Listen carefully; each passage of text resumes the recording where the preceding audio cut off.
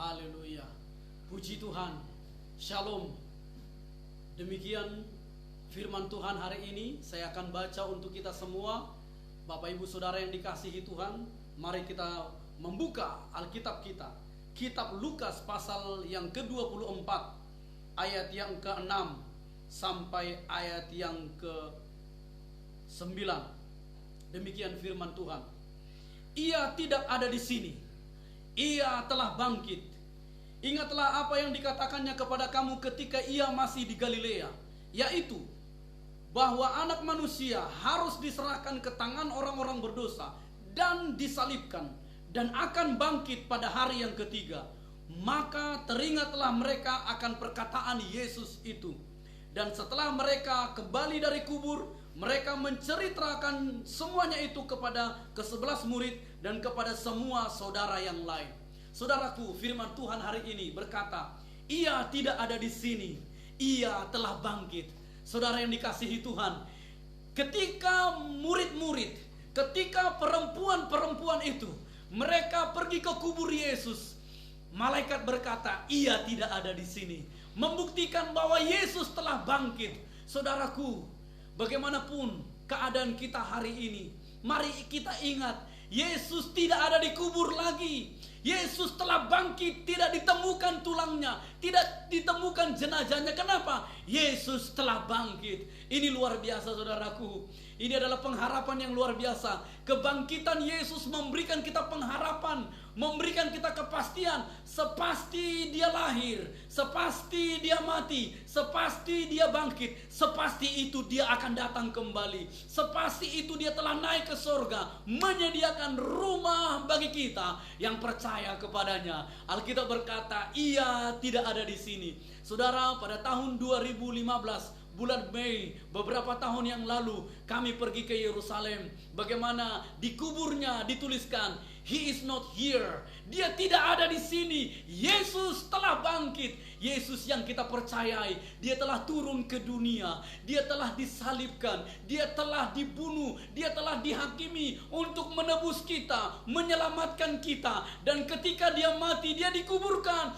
Tiba-tiba murid pagi-pagi benar mereka pergi ke kuburan itu, dan di sana ada malaikat Allah yang menggulingkan batu yang telah menutup kubur Yesus. Saudaraku, maut tidak dapat menahan Yesus. Yesus telah kalahkan maut. Yesus telah taklukkan maut. Upah dosa adalah kematian. Maut Yesus sudah kalahkan. Kita bangga menjadi orang yang percaya kepada Yesus. Oleh sebab itu, mari kita tetap merayakan Paskah, kebangkitannya sebagai hari penuh kemenangan, penuh ucapan syukur, penuh kekaguman, bangga kepada kematian dan kebangkitan Yesus. Katakan haleluya.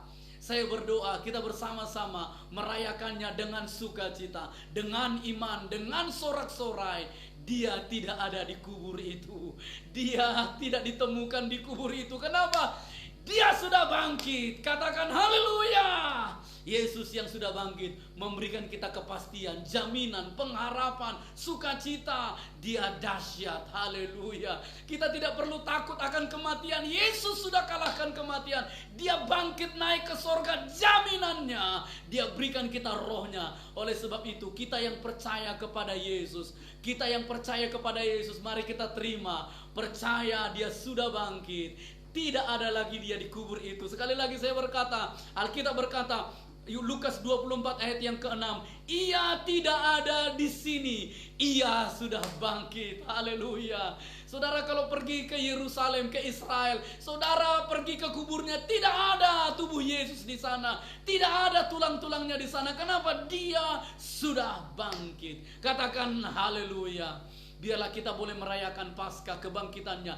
Dan bukan hanya untuk merayakannya, tapi mengalaminya. Di kitab Roma pasal yang ke-8, Alkitab berkata, saudaraku, Roma 8 ayat yang ke-11, dan jika roh dia yang telah membangkitkan Yesus dari antara orang mati diam di dalam kamu, maka Ia yang telah membangkitkan Kristus Yesus dari antara orang mati akan menghidupkan juga tubuhmu yang fana itu oleh Roh-Nya yang diam di dalam kamu. Wow, saudaraku, kita bukan hanya merayakan Yesus bangkit, tapi apa yang Yesus alami, Dia bangkit dari kematian karena Roh Allah. Maka kalau kita percaya Yesus, kita berkata Yesus adalah Tuhan, itu karena Roh Kudus. Dan ketika Roh Kudus masuk dalam hidup kita, maka hidup kita akan dibangkitkan juga sama seperti Yesus. Makanya orang yang percaya Yesus,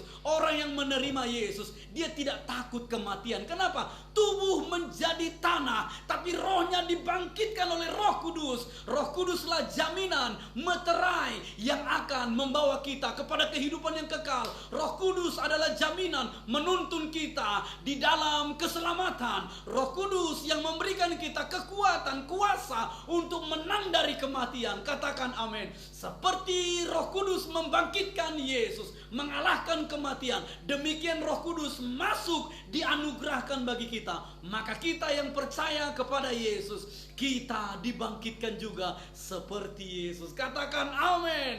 Haleluya. Alkitab tadi berkata, maka Ia yang telah membangkitkan Kristus Yesus dari antara orang mati, Ia akan menghidupkan juga tubuhmu yang fana. Saudaraku, walaupun orang percaya meninggal, orang percaya itu akan dibangkitkan tubuhnya menjadi tubuh kemuliaan, menjadi hidup yang baru, hidup yang penuh kemenangan. Dan selama kita ada di dunia, Tuhan, Roh Kudus ada di dalam kita, tubuh kita menjadi bait Allah. Bait Allah, Roh Tuhan ada pada kita, sehingga kita bisa hidup seperti Yesus hidup. Sehingga ketika kita mati, kita bangkit seperti Yesus. Kita beroleh surga hidup yang kekal. Katakan haleluya.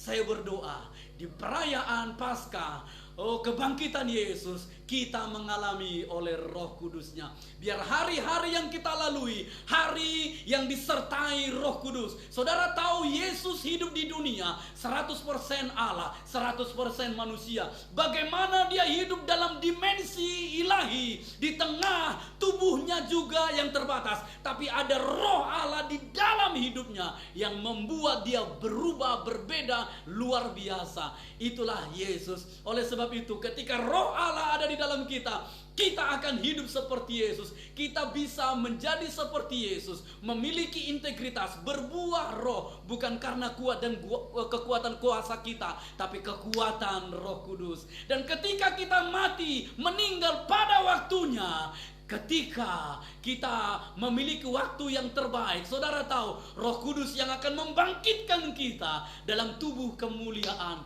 Sehingga seperti Paulus berkata, bagiku hidup adalah Kristus, hidup bagi Kristus, mati adalah keuntungan. Kenapa keuntungan? Karena dibangkitkan bersama Yesus oleh Roh Kudus. Katakan amin. Biarlah kita boleh merayakan kematian kebangkitan Yesus dengan penuh pengharapan. Yang percaya katakan amin. Orang yang sakit, ketika Roh Allah mengalir, kuasa firman mengalir, kuasa bilur Yesus mengalir, sakit disembuhkan, kekuatan mengalir, urapan mengalir, sukacita mengalir. Maka kita akan berkata, Allah di pihakku, Roh Allah ada padaku lebih besar dari segala roh yang ada di dunia. Maka kita akan menghadapi musuh, ketakutan, intimidasi, masalah dengan iman.